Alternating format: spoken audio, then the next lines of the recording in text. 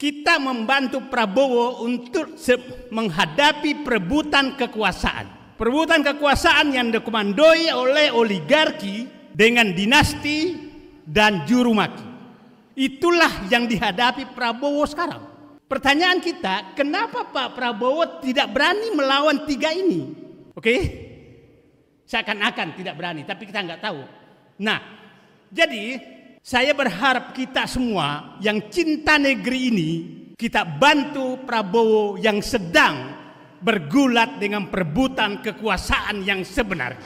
Jadi kita bersatu bersama berada di Merdeka Utara untuk menyelamatkan bangsa ini. Saya berharap Cilangkap, Trunojoyo, Senayan juga bersatu dengan Merdeka Utara. Kalau enggak, negara ini bisa bubar. Saya katakan hampir seluruh 10 tahun terakhir, hampir seluruh sumber daya ekonomi sedang dinikmati oleh mereka. Nah sekarang kita titipkan Pak Prabowo. Pak Prabowo, kami berada di belakang Bapak untuk menyelamatkan bangsa ini agar ekonomi kembali kepada rakyat, agar kedaulatan kembali kepada rakyat, agar kita persatuan tetap terjaga, agar bangsa ini selamat dari rongrongan 3 jalur yang menghadapi Bapak, yaitu jalur oligarki, jalur dinasti Jokowi, dan jalur juru maki. Bayangkan Pak Hendradi tadi sekarang jadi menteri itu tidak perlu sekolah, tidak perlu partai politik banyak. Pokoknya kuat memaki-maki lawan bisa jadi menteri.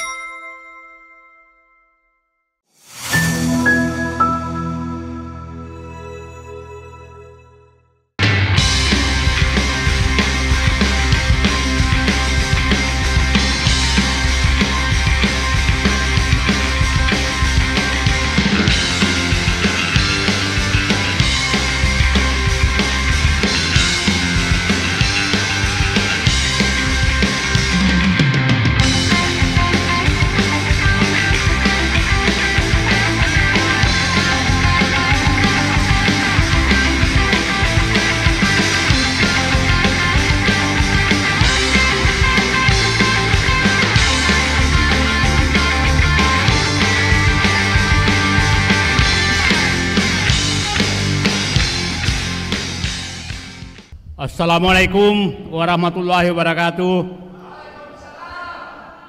Terima kasih Bung Refli, Bapak penyelamat bangsa karena beliau konsisten untuk mengumpulkan kita semua. Judulnya ada apa dengan Prabowo?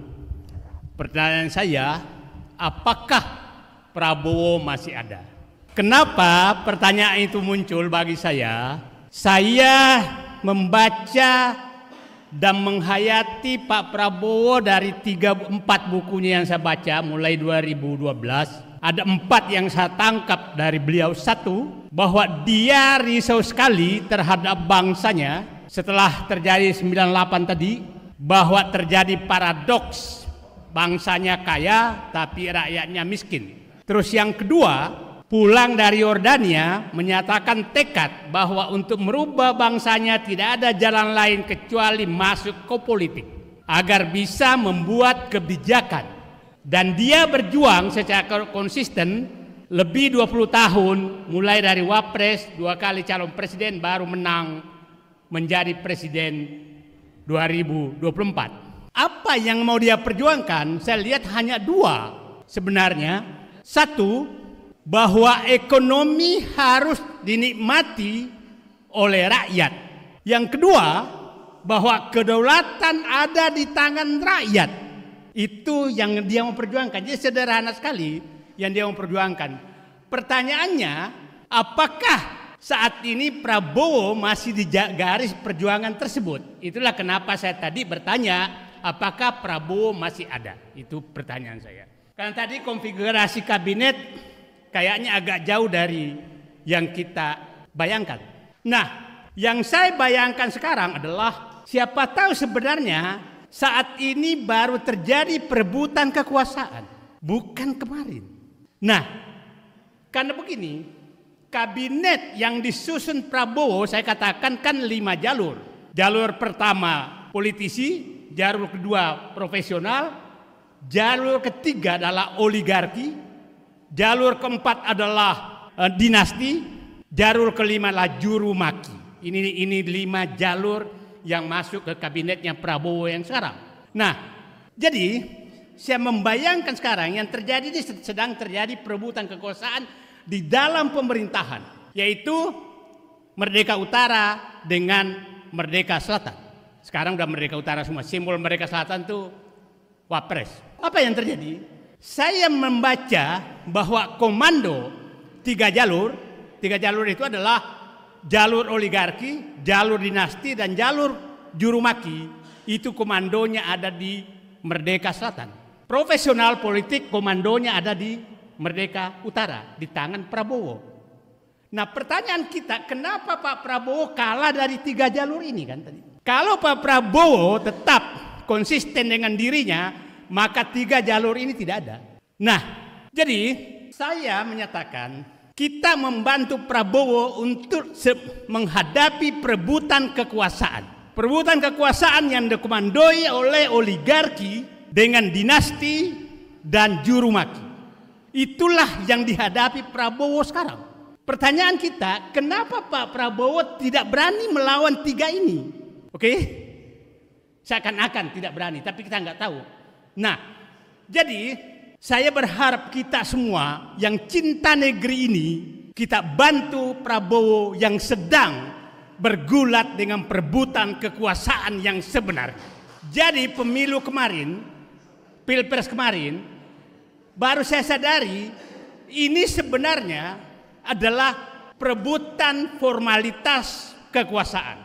Perebutan kekuasaan baru sedang terjadi sejak Perintah Solo 13 Oktober 2024. Itulah menurut saya titik awal perebutan kekuasaan nyata. Karena saya yakin di Solo itulah terjadi 3 jalur ini menekan Prabowo yang ingin menyelamatkan bangsanya. Jadi saya katakan di negeri kita hari ini yang terjadi adalah berkumpul orang-orang yang ingin menyelamatkan bangsanya, ingin agar rakyatnya menikmati ekonomi, ingin agar kedaulatan di tangan rakyat, berhadapan dengan penikmat kekuasaan yang dilahirkan yang dipelihara oleh Jokowi selama 10 tahun. Dan mereka tidak mau kehilangan kekuasaan dan kenikmatan itu. Sehingga dipasanglah boneka Fufu Papa untuk kelangsungan kenikmatan mereka. Jadi mari tanamkan dalam diri kita semua bahwa sedang terjadi perebutan kekuasaan yang nyata antara para perampok-perampok negara dengan rakyat yang harus menikmati negara ini. Itu yang harus kita bayangkan.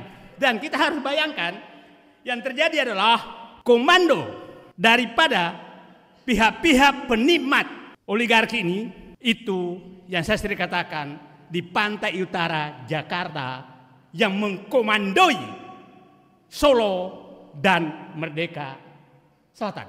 Jadi kita bersatu bersama berada di Merdeka Utara untuk menyelamatkan bangsa ini. Saya berharap Cilangkap, Trunojoyo, Senayan juga bersatu dengan Merdeka Utara. Kalau enggak, negara ini bisa bubar. Saya katakan hampir seluruh 10 tahun terakhir hampir seluruh sumber daya ekonomi sedang dinikmati oleh mereka. Dan sangat wajar kalau mereka tidak mau kehilangan itu. Sangat wajar. Dan semakin merajalela mereka, tidak ada yang bisa halangi. Nah, sekarang kita titipkan Pak Prabowo.